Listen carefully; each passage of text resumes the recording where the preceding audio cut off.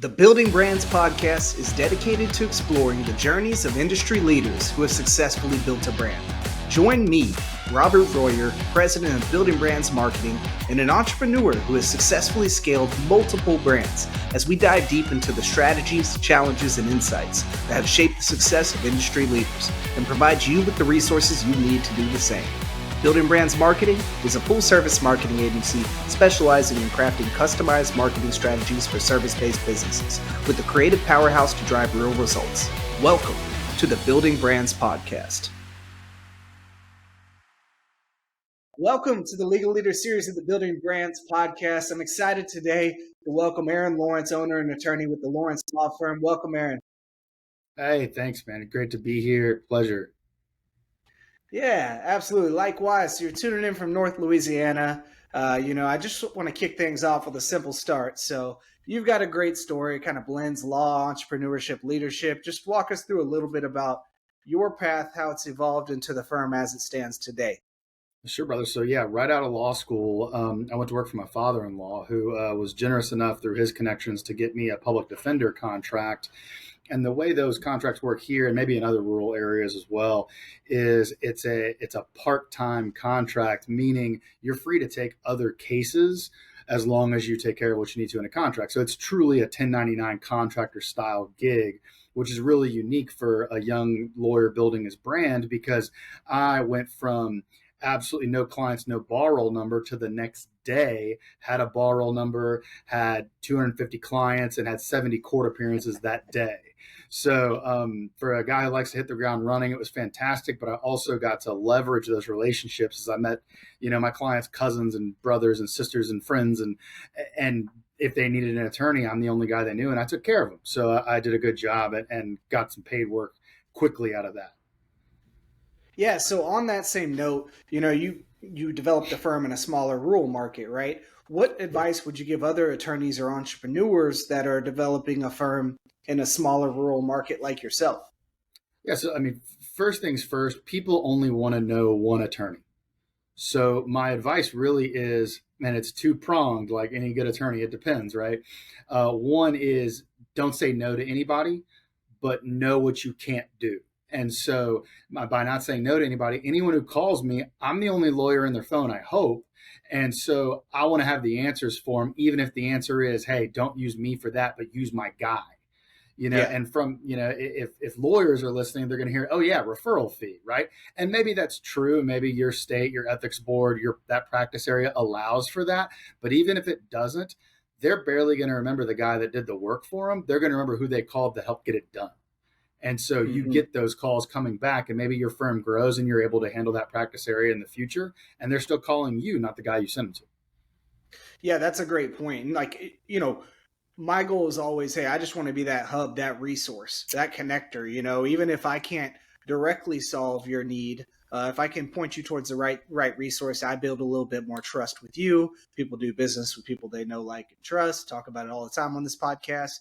The other thing about that I think that you bring up that's a really valid point is, especially in rural or smaller communities, everybody wants to have a guy or a gal for everything, right? Like, I got my HVAC person, got my mechanic, got my barber, got my lawyer, and so by becoming that guy, right, like as their attorney, then I think there's also like a personal component to that there's like an underlying friendship involved with that as well. Hey, like I have an attorney who's at my wedding. He's a real close friend of mine, and he I know if he refers me to another attorney, which he has in certain circumstances, I know I'm in good hands. And that's, I think, what you're really kind of getting at, right?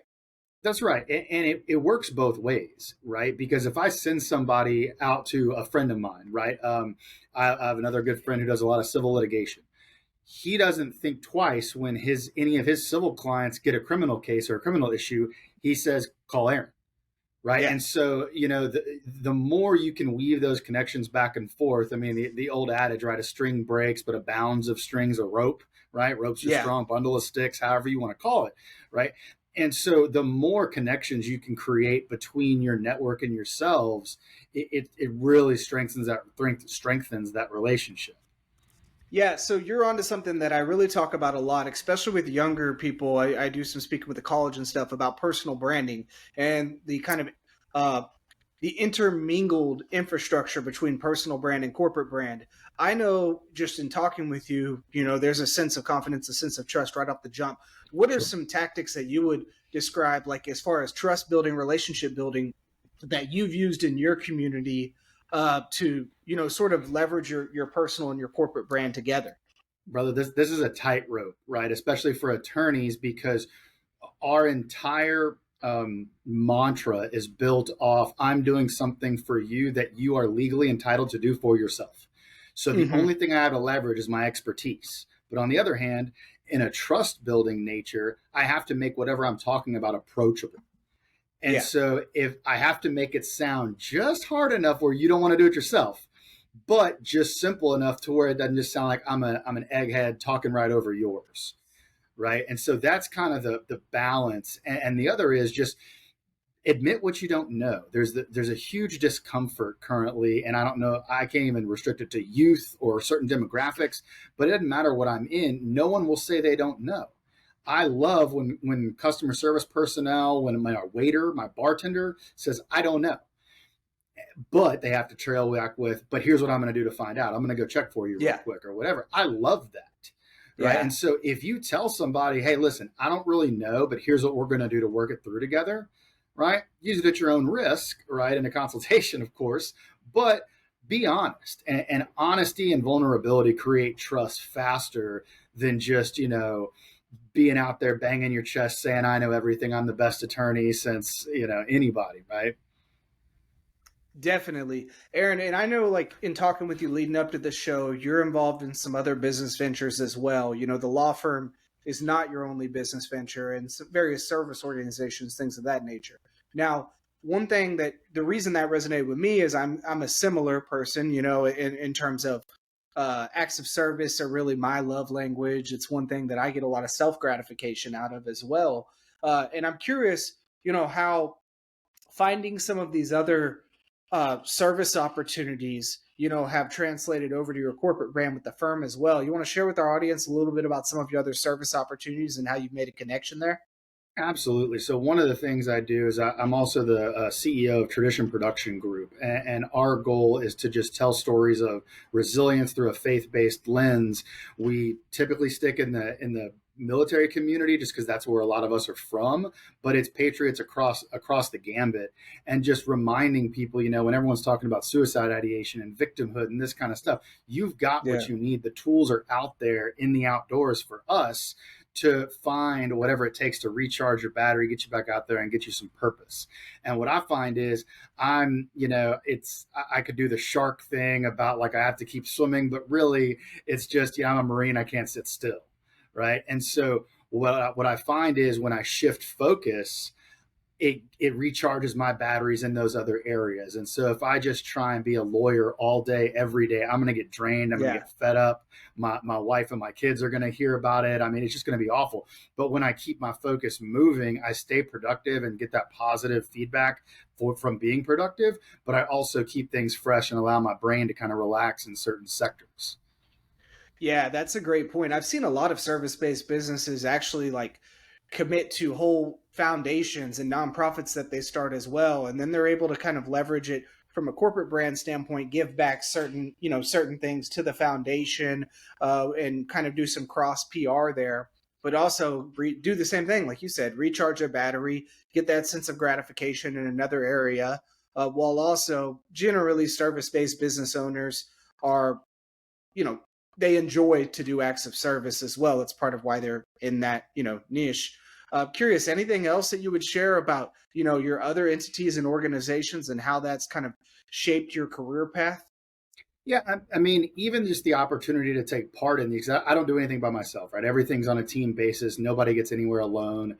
And Yeah, so going back to being the guy, right? What I've found is portraying some confidence, having some legal acumen helps, honing whatever craft you have. People are attracted to excellence. And so if you show that you're in pursuit of excellence, people want to be on that journey with you regardless. And so Yeah. sometimes, I've gotten calls about businesses that I have, frankly, no interest in, but they know I can get something done for them. And so if I set out to do something, they know I'm going to either come ridiculously close to trying, or I'm going to put them in contact with somebody that can get them there. And again, that just goes back to being somebody's guy with personal branding.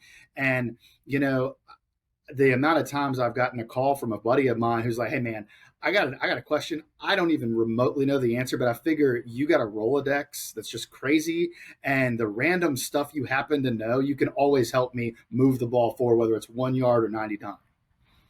Yeah, that's a great point. I mean, I'm kind of the same in my family and my group of friends because they know I've been in, around the business community and connected in the business community for a long time. So a lot of those questions come to me, and I can't stress enough to people like the importance of accountability, That's right. of when someone, the reason what you're talking about, the reason that they come to your plate is because they know, hey, if you say you're going to do something, you go and execute and do it later, even if that something is, hey, I can't help you here, but this is a person that can, or I'm not even sure who can. I can't help you here. That's at least like a good honest answer, and you didn't bite off something you can't chew.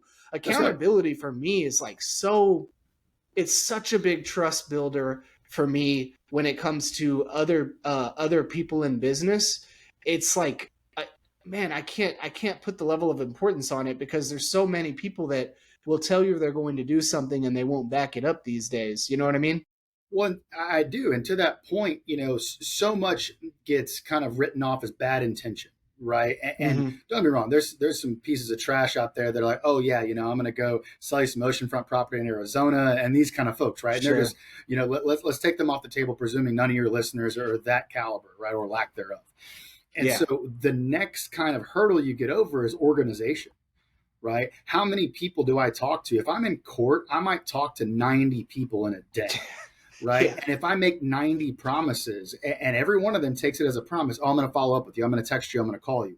That was my Yeah. big mistake I made first year as a public defender, is I put everything on me because my entire life I've been a high performer, but how many people before I was an attorney did I really tell I would call back in a day? Maybe two. So now I got this huge volume of people that I fully intend to transact business with, call back, follow up with, all that kind of stuff. But I can't remember what I said. So I've got to do one of two things. And these are the strategies that work for me. One, I've either got to document it. Okay, so I got to write down 90 times. I'm going to call this person. I'm going to give this person their evidence. I'm going to do this. Come on, right? Or I've got to send the ball back over the net, right, as a tennis metaphor. And so I've got Yeah. to leave the ball back on their side. Hey, email me that. Hey, text me about that. Hey, do that. And don't get me wrong, if you do it to the same person over and over and over again, it sounds like you're blowing them off. You need to do something, right? But if you do it across the board, you can tell people, and we get into, I don't want to do a school in evidence here, but we have a thing called habitual evidence, right? Where if I've been doing the Mm-hmm. same thing every day, if I'm a doctor and I always know, hey, when I put my scalpel down, I put it here, and I do it this way. If I've done that 10,000 times, you may not need video evidence to show a jury that he's done that because it's habitual evidence. And so if Yeah. I know, if a guy tells me, hey, you said you were going to call me, I said, all due respect, sir, no, I didn't, because for the years I've been practicing law, I learned it my very first year. If I say I'm going to call you, I put a calendar reminder, I tell you when. Or I say you need to call me and make an appointment. Yeah. And Yeah. you got to stand up for yourself sometimes, to defend that Definitely. accountability and that reputation. Definitely. Now, I'm the type of guy, if we're in a conversation and I promise you I'm going to do something, I will not hesitate to pull out my phone right then and You make a have note to to. myself or send myself an email because I You know have to. 4 hours later I won't remember and I don't want to, drop the ball on something I promised. Speaking of promises, though, for our listeners, this will sound similar. Aaron and I have a lot of similarities other than I'm not a Marine, and thank you for your service, Aaron. Of But course. Thank you. uh, Aaron runs a firm where his wife is involved in the firm as well. And working with your spouse, I do it right. It can have challenges and rewards. I also have 5 kids. Aaron has 5 kids. Aaron, talk to us about how you navigate that dynamic of working with your wife in the practice as well. She's also an attorney and growing your firm, and how we balance that kind of home that home to business dynamic. Sure, sure. So first off, I only have 3 kids, so thank you for your Oh. service in having. My bad. I got the show note wrong. No, you're all good. So yeah, you're not a Marine. I'm not a father of 5, brother. I mean, I call some Okay. But yeah, with my wife, I mean, we knew right out of the gate that I was gonna want to be, 70 to 80% business owner and 20 to 30% lawyer. And she wanted no part of the business ownership and all lawyer. If the clients and the paperwork Hmm. just come in, sit on her desk, and she can do them and be left alone, that's what she wants. So I said, look, in a rural market, I think we can do well enough where we can kind of dial you back and keep you almost as, break glass in case. And those things happen, but it's all about checking in. You've got to Hmm. constantly talk and know when to have your, hey, do you want me to answer that as your partner in law? Do you want me to answer that as your husband? Do you want me to answer that as your co-parent? What do you Hmm. want? And so, a lot of people kind of joke about, two lawyers married, man, that must be just be y'all's debates must just be wild and crazy. And it's like, no, Yeah. we're always pursuing settlement. And we're we've had a we've all had a school to teach us how to communicate a specific way, and toolboxes we can reach into that we have in common. So it works out great for me. Yeah, I one piece of advice I have for that is I made the mistake early on of you get like settled in for bed and lay down and then I'll ask a work update question Oh and I learned no. very quickly, no man, I So can't do so that. so there's countless books on leadership and management and managing people and things like that, but one of them that I use, and I wish I could quote the book to you, but the content of it was know your people's zones. Yeah. Right, my wife is about 30 minutes after she wakes up, she is in peak form. Right, her brain's firing on all cylinders, she's ready to go, and it's a slow trickle down from there, and then about 9 p.m. it's a cliff. I'm more of like a U, right? More of a parabola. Yeah. So I'm really solid in the morning. I get real soft and kind of lazy around, just after lunch. And then when the sun goes down, I'm fired up on all cylinders, right? And so ChatGPT was the best thing for our marriage because if at 11 p.m. I've got a thought about work or business development or a new marketing strategy I want to try, ChatGPT and I talk that out, and I can leave my wife alone and give her the Yeah. cliff notes the next morning. So yeah, just kind of knowing your spouse, knowing when they thrive, and respecting them. Yeah, another book that I've talked about before on this show, but for me also helped with having like business conversations with maybe not just a spouse, but it could be like a family member or a close friend that's intertwined in business. Was Crucial Conversations. That Mm-hmm. was a really helpful book because inevitably you're going to have a difficult conversation at some point, and that allowed me to kind of consider a different approach to having that conversation. Any other books that you would shout out to our audience, Aaron, that you felt were I mean, helpful? you've always got the classics, right? I mean, Rich Dad Poor Dad. If you're not running a business on Lean Six Sigma, what are you doing? You know, Hmm. um, but How to Win Friends and Influence People, right? But Do Hard Things is one, and I just fell in love with the title because when I had my post separation issues and things like that, I found that the fewer things I did or even attempted, the worse I felt. It has nothing to do with failure or success. Nothing. It has to do with what do you try.